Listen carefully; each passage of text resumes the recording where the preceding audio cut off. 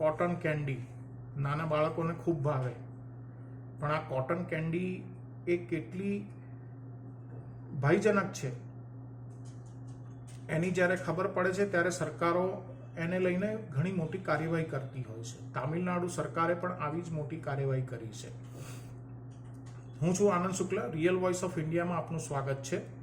તામિલનાડુની ડીએમકે સરકારે cotton candy પર પ્રતિબંધ લગાવી દીધો છે. આ પ્રતિબંધ તાત્કાલિક અસરથી લગાવવામાં આવ્યો છે અને તેની પાછળનું કારણ છે એ બેહદ ડરામણું છે. ડીએમકેના અધ્યક્ષ એમ.કે. સ્ટાલિનની સરકારે તાત્કાલિક અસરથી તેના વેચાણ અને નિર્માણ ઉપર રોક લગાવી છે. એક રિપોર્ટ આવ્યો હતો અને એ રિપોર્ટની અંદર કોટન કેન્ડીમાં કેટલાક એવા તત્વો જોવા મળ્યા છે કે જેનાથી કેન્સર થઈ શકે છે. આને ધ્યાનમાં રાખી અને તમિલનાડુ સરકારે સ્વાસ્થ્ય વિભાગના અધિકારીઓને આ જે રોક છે, પ્રતિબંધ છે, એનો સંપૂર્ણપણે તાત્કાલિક અમલ કરાવવા માટેના હુકમો આપ્યા છે.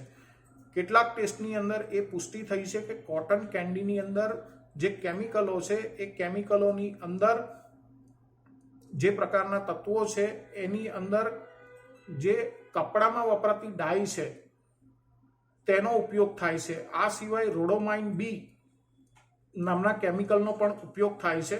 આને ધ્યાનમાં રાખી અને food safety and standard act 2006 હેઠળ તેને અસુરક્ષિત ઘોષિત કરી અને તેના ઉપર પ્રતિબંધ મૂકવામાં આવ્યો છે. તમિલનાડુ સરકારના આરોગ્ય મંત્રી એમ સુબ્રમણ્યમે પણ આ મામલે ઘણી મોટી ચિંતા વ્યક્ત કરી છે અને તેમણે કહ્યું છે કે જે નવો કાયદો છે એ કાયદા પ્રમાણે રોડોમાઇન બીથી બનેલી ખાવાની ચીજો વેચવી, આયાત કરવી, તેને બનાવવી, તેને પેક કરી અને લગ્ન પ્રસંગો કે અન્ય કાર્યક્રમોમાં મોકલવી, આ તમામ એ દંડનીય અપરાધ છે.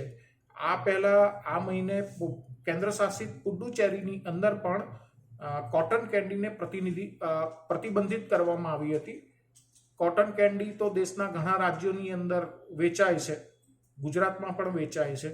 જો આવા તત્વો હોય કે જેની અંદરથી કેન્સર થઈ શકે તો આવી વસ્તુઓ પર તાત્કાલિક અસરથી રોક લાગવી જોઈએ. અને ખાસ કરીને આ જે ખાનારો વર્ગ છે એ બાળકોનો એમાં બહુ મોટો વર્ગ છે. જો બાળકોના સ્વાસ્થ્યને અસર થતી હોય તો સરકારે આવા મામલાઓમાં તાત્કાલિક કાર્યવાહી કરવી જોઈએ.